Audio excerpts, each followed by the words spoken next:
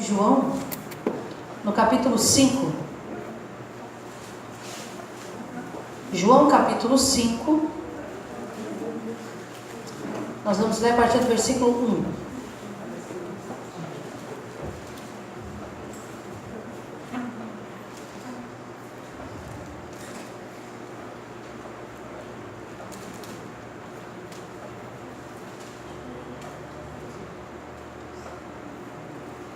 Todos acharam, amém? Diz assim a palavra do Senhor. Algum tempo depois, Jesus subiu a Jerusalém para uma festa dos judeus.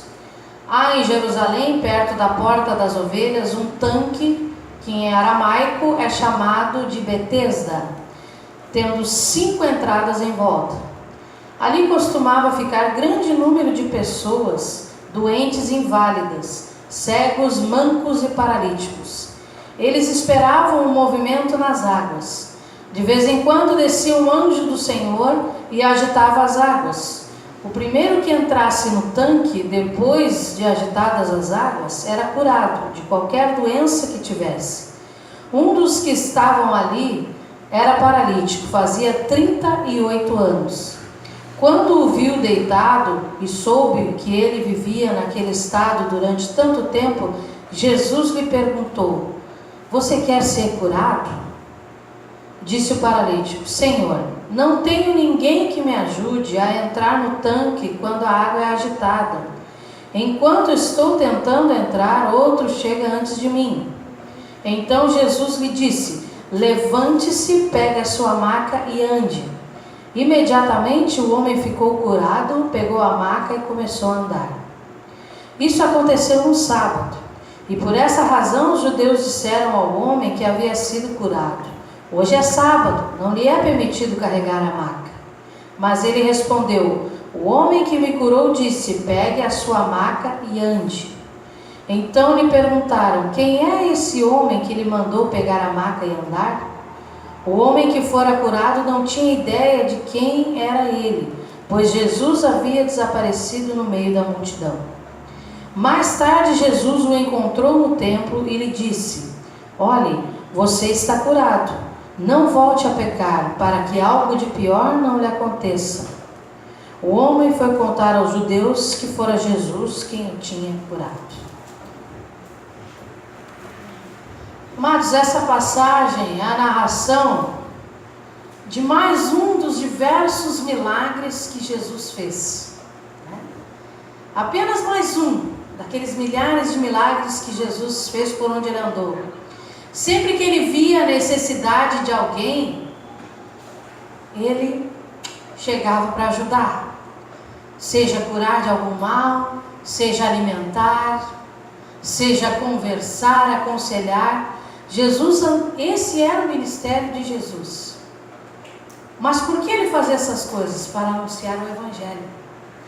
O Evangelho de Deus, o Evangelho dele mesmo, de Jesus Cristo. E haviam pessoas perdidas, sem rumo, mas elas tinham uma esperança. Porque muitas delas se juntavam justamente nesse local para que fossem curadas, como começa narrando o nosso texto. Há muitas pessoas, uma multidão de pessoas iam lá para serem curadas naquele tanque de Betesda. E nos dias de hoje, o que nós mais vemos são pessoas buscando lugares aonde elas sejam curadas, aonde elas sejam abençoadas, aonde elas procuram milagres, paz, outras procuram amor, outras procuram aceitação. Existem pessoas que não são aceitas em grupos da sociedade e vão para as igrejas porque elas sabem que lá elas vão ser aceitas. Você sabia disso? Isso acontece. A pessoa que sofre de rejeição, ela vai procurar na igreja um acolhimento das pessoas também. Enfim, todos buscam o quê? Uma vida melhor. Eu acredito que ninguém aqui nessa noite está buscando uma vida pior. Ninguém está buscando aqui uma vida pior. Mas nós buscamos uma vida melhor. E nós buscamos sempre o quê? Alguma cura em alguma área das nossas vidas. Cada um que está aqui nessa noite, eu acredito que tem algo que gostaria que Deus trabalhasse na sua vida. Há algo que talvez você venha lutando há anos. Há uma cura que todos nós buscamos. Seja ela física, espiritual ou emocional. Mas o fato é que todos nós queremos uma cura. Mas existem pessoas que ainda não sabem disso. E por isso o tema dessa noite eu coloquei isso. Volta um pouquinho, Amanda, primeiro slide.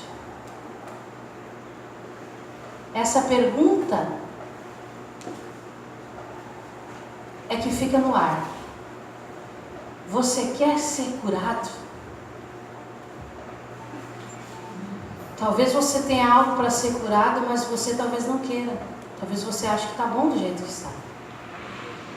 E por isso essa noite é esta pergunta que nós vamos meditar. Você quer ser curado?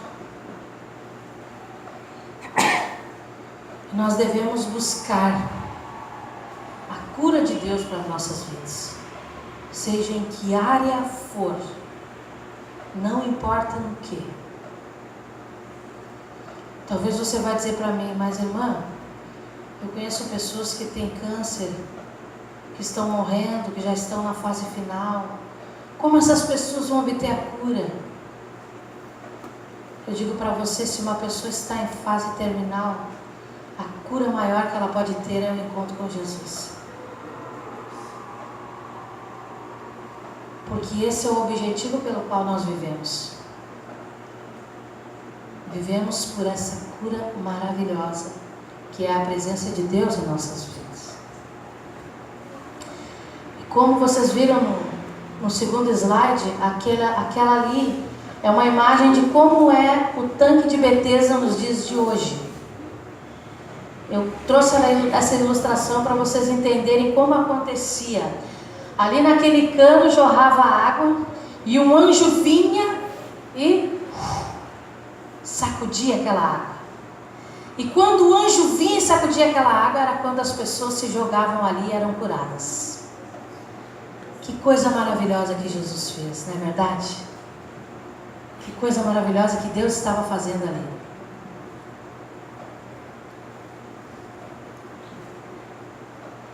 Mas como podemos buscar essa cura, né? Como que nós vamos buscar esta cura? Entendendo, eu quis trazer esse lugar como ilustração, porque nós temos que entender que não é o lugar, e sim quem. Pode passar o próximo slide. Esse devemos buscar, pode passar o outro. Entendendo que não é o lugar, e sim quem. Vamos ver ali do versículo 1 ao 6. Algum tempo depois, Jesus subiu a Jerusalém para uma festa dos judeus. Há em Jerusalém, perto da porta das ovelhas, um tanque que em aramaico é chamado Betesda, tendo 5 entradas em volta. Ali costumava ficar grande número de pessoas doentes, inválidas, cegos, mancos, paralíticos. Eles esperavam um movimento nas águas. De vez em quando descia um anjo do Senhor e agitava as águas, como nós falamos. O primeiro que entrasse no tanque depois de agitar as águas era curado, qualquer doença que tivesse. E aí, um dos que estavam ali era paralítico, fazia 38 anos. Quando viu deitado e soube que ele havia estado durante tanto tempo, Jesus lhe perguntou: você quer ser curado? Aqui está a grande questão. As pessoas iam para o lugar porque havia a fama na região de que aquele tanque, que aquela água daquele tanque específico curava. Só que tinha que ser o primeiro. Mas como um paralítico vai se jogar? É óbvio que um cego, por exemplo, por mais que ele seja cego, ele vai correndo e se atira primeiro, né? E o paralítico ia ficando, ia ficando, ia ficando. Agora, a verdade é que o poder de Deus se manifestava ali era através do anjo. Então não era o tanque, não era a água, mas era o poder de Deus. O interessante que eu vejo é que essa porta das ovelhas, que era o local onde ficava esse tanque de Betesda, era o final de ficava no final de uma muralha. E sabe que muralha era essa? Aquela muralha lá de Neemias, que eles fizeram o quê? Taparam as brechas. As brechas. Então, o final é como se muitas pessoas vivessem a sua vida inteira tentando tapar o sol com a peneira, ou seja, tapando algumas brechas, ou fazendo alguns consertos, mas não fazendo de fato uma reconstrução na sua vida. Porque a cura estaria ali no final. Não é por coincidência que este lugar estava no final do muro. E por que a presença de Deus também se manifestou ali? Mas a verdade é que a presença de Deus se manifestou como se fosse numa época certa, no momento certo. Porque tudo tem um propósito. A Bíblia diz que há um propósito para todas as coisas, não é verdade? E tudo é no tempo de quem? De Deus. O tempo de Deus. O tempo oportuno. O chamado Kairos. Então, amados, nós não podemos viver reparando brechas, apenas colocando um band-aid. Não, tá bom. Em um lugar onde eu precisaria de uma cirurgia. Às vezes você diz que perdoou alguém, mas no fundo do seu coração você não perdoou. E isso está te matando por dentro. Às vezes você tem algum trauma do seu passado, alguma coisa que lhe aconteceu, que você até hoje não consegue esquecer. Porque você só colocou mercúrio. Antigamente o mertiolate ardia, hoje não arde mais. Até isso já mudaram, né? Até tinha um ditado que dizia que o que arde cura, o que não arde segura, né? Os mais antigos aí, que me ajudem nisso. Por quê? Porque o mertiolate ardia, mas era o que? Curava. E ninguém mais quer passar pelo processo da dor para ser curado. Você precisa viver o momento da dor. Você precisa passar pelo pós-operatório. Vai doer os pontos, vai doer, mas você vai ser totalmente curado. É isso que nós temos que focar. E deixar Deus fazer esta obra. Não importa se você está no tanque de Betesda, não importa se você está dentro da igreja, não importa se é lá naquele momento que você está orando lá no seu quarto, que você decide, hoje eu quero uma mudança na minha vida, Senhor. Não importa se vai doer. Eu quero amar as pessoas, mesmo que elas pensem que eu sou trouxa, que eu sou otário. Mas há um propósito para aquela pessoa estar ali te incomodando. É porque Deus quer trabalhar algo na sua vida. E Deus vai usar quem Ele quiser. Sabe aquela pessoa que tu diz assim, que criatura chata? Que criatura que me incomoda. Não quero mais saber dessa pessoa, não quero mais andar com essa pessoa. É fácil fazer isso. Ignore. Mas Jesus também tinha Judas do lado dele e não ignorou a presença dele. Muito pelo contrário, ele era um dos apóstolos. E ele sabia que seria traído. Mas não o rejeitou. Em nenhum momento Jesus o rejeitou. Então talvez você tenha alguma pessoa na sua vida que seja aquela pessoa que você diz assim, pô, só me convida quando precisa. Só me chama quando precisa. Parece que eu sou um otário, um trouxa. Mas isso é o trabalhar de Deus nas nossas vidas. E nós temos que ser gratos por a vida dessa pessoa. Por ela andar conosco. Porque isso vai fazer toda a diferença. Aí você vai chegar a um nível de maturidade que você vai dizer assim, deixa ela, tadinha. Ou você vai fazer como Jesus, Pai, perdoa porque não sabe o que faz. É fácil isso? Dói, né? Mas é preciso. Aí você vai ver se você realmente é uma pessoa madura e curada, no nome de Jesus. Uma outra situação também que nós vemos, que acontece muito, essa maneira que nós temos que ter na vida, é tirando o foco do problema. Nós vamos buscar a nossa cura quando nós tirarmos o foco do problema. Olha o que diz no versículo 7 e 8. Diz assim, disse o paralítico, Senhor, não tenho ninguém que me ajude a entrar no tanque. Porque aí Jesus fez a pergunta para ele, né? Você quer ser curado?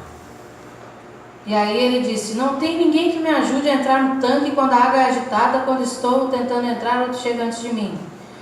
Então Jesus lhe disse, levante-se, pegue a sua maca e ande. Amados, foi simples. Jesus perguntou para aquele homem, você quer ser curado? E ele, em vez de dizer, sim, Senhor, eu quero, né? Não, ele foi lá dizer todo o problema. Ele estava focando na dificuldade dele, olha, eu não consigo porque ninguém me joga aqui, porque eu não consigo entrar primeiro. E ele ficou focando no problema, e não na cura, e não na solução. Que situação, né? Você imagina se Jesus chega e diz para você, amado, você quer ser curado agora? Você vai dizer o quê? Olha, Jesus, infelizmente eu tenho orado há 20 anos, né? E estou sempre com essa dor de cabeça e eu não sei mais o que fazer. Eu já fiz tudo, eu dou o dízimo na igreja, eu vou todo domingo. Jesus não quer saber disso. Jesus não quer focar o problema. Ele só perguntou assim, você quer ser curado? E a resposta era simples. Era só dizer, sim, Senhor, eu quero. E quando Jesus deu a ordem, pegue sua maca e anda, ele quis dizer, vá. Vá e para de ficar lambendo as suas feridas. Porque eu já te curei. Existem pessoas que já foram curadas e restauradas por Jesus, mas têm a tendência de ficar lambendo as feridas. Quer ver um exemplo? Uma pessoa, por exemplo, ela teve uma vida difícil no seu passado. Vocês conhecem o meu testemunho. Se eu fosse levar a sério isso, eu diria, olha, gente, vocês não deem bola para mim, eu sou uma pessoa restaurada e no nome de Jesus, mas vocês lembrem, tá, que eu passei por tudo aquilo no meu passado. Então vocês têm que ficar com dó de mim, viu? Vocês têm que sempre ficar com dó de mim. Passou, passou. O passado não pertence, por isso é passado. Senão seria presente. O passado é o que passou. Então existem pessoas que justificam as suas mazelas, os seus erros, os seus problemas, dizendo, mas eu sou uma pessoa que sofri muito. E todo mundo um dia sofreu por alguma coisa. Mas quando você tem esse encontro com Jesus, e Jesus disse para você, olha, agora você siga em frente, né? Vá, busque maturidade, vá e ajude os outros. Ele está dizendo, esquece do teu passado, porque tu já está curado. Vá, que eu quero te usar para curar outros. Amém, irmãos? Amém. Deus quer nos usar para curar as outras pessoas que estão lá fora doentes. Eles estão precisando de cura também. Então eu digo para você, quanto mais você se dispõe a curar, mais você é curado. Isso é fato. Isso é fato.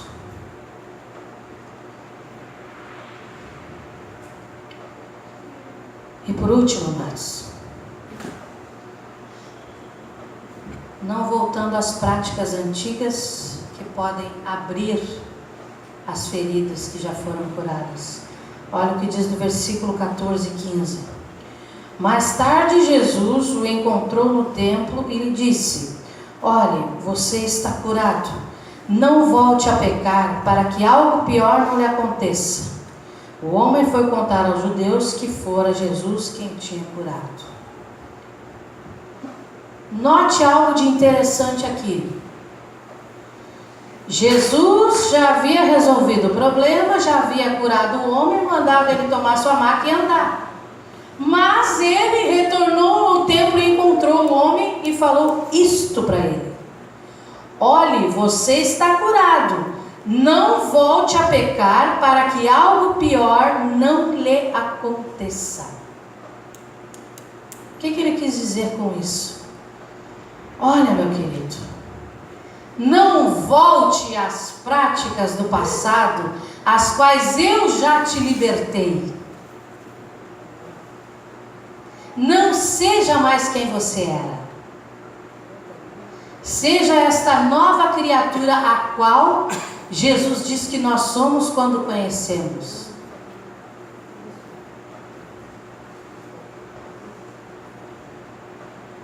Imagine só, um conselho maravilhoso da parte de Jesus. Muitas pessoas já têm uma vida abundante com Deus. Muitas pessoas já têm vivido a presença de Deus nas suas vidas de forma maravilhosa. Já não tem mais problemas que tinham antigamente, já foram curadas de tantas coisas. Já não se magoam como se magoavam antigamente, mas às vezes dá uma saudade da cebola do Egito, né? Eu lembrei dessa. Ai, que saudade da cebola do Egito, né? Comendo maná do céu, louco para fuçar na porcaria de novo. Que nem porco na lama que diz, né? Você diz, quando eu não ia na igreja, quando eu não tinha aceitado Jesus, parece que eu era mais feliz. Mas que mentira! Analise quem você é hoje e quem você era antes de Jesus. Mudou alguma coisa? Eu quero que você levante a mão. Quem já conheceu Jesus que mudou alguma coisa na sua vida? Pode levantar sua mão. Olha aí. Alguma coisa sempre muda. Foi para melhor? Sim. Foi, né? Foi para muito melhor. Você sabe que quando eu tento me lembrar, às vezes, eu digo, como é que era a minha vida antigamente, que eu nem me lembrava mais, né? Era um horror, eu sofria tanto. Eu achava que a vida se resumia em ganhar dinheiro e viver um romance de novela. Eu era uma pessoa tão romântica. Agora eu não sou tão romântica. Sabe por quê? Porque a vida não é tão romântica. E isso é uma coisa que não me preocupa. Antigamente, ai, mas como é que eu vou viver sem o amor na minha vida? Parece aqueles romances da Sabrina. Quem é que leu o romancinho da Sabrina aí? Ah, vamos falar aí. Sei que tem gente que leu. Mas, amados, há coisas que vão sendo curadas. Hoje eu não vejo necessidade. Talvez um dia Deus vai colocar alguém na minha vida, como fez, aleluia, na vida do pastor Samuel, né? Glória a Deus. E vai dizer assim, olha, dona Ana Maricel, esse aqui é o homem que eu preparei para ti. Eu vou dizer para ele, ó, senhor, você vai ter que falar bem alto no meu ouvido, porque eu não ouvi bem. Mas ele vai me preparar para isso, e ele vai nos preparar para tudo que for para vir de bênção para nós. A única coisa que eu digo para o senhor, eu estou super bem do jeito que eu estou. Se for para eu me apaixonar por alguma tralha aí, pelo amor de Deus, me livre, Deus me livre. Mas, amados, a verdade é esta, que nós, às vezes, temos tendência a querer curtir as coisas do passado. E não tem nada de curtição. Existem lugares em que você vai olhar assim, e você vai ver um jovem atirado, drogado, um outro, às vezes, até tendo convulsão. Esses grandes eventos que tem, não julgo ninguém, mas isso não traz edificação nenhuma para nossas vidas. O que traz edificação para as nossas vidas é vivermos em paz, em tranquilidade, em amor, em comunhão com os nossos amigos, com os nossos irmãos, com a nossa família. E eu quero dizer para você nessa noite, eu quero dizer para você viver tudo aquilo que Deus tem feito na sua vida, para você viver de forma maravilhosa, de forma tremenda, de forma abundante, e não permita que o inimigo possa te levar a alguma prática do passado que volte a mexer nas feridas que já foram cicatrizadas. É como você enfiar uma faca em algo que já foi cicatrizado. Jesus já fez a cirurgia. Ele não quer que você retorne a isso. Mas sempre teremos algo que Deus tem para curar em nós. E eu quero nessa noite convidar você a ficar de pé nesse momento. E eu quero orar com você.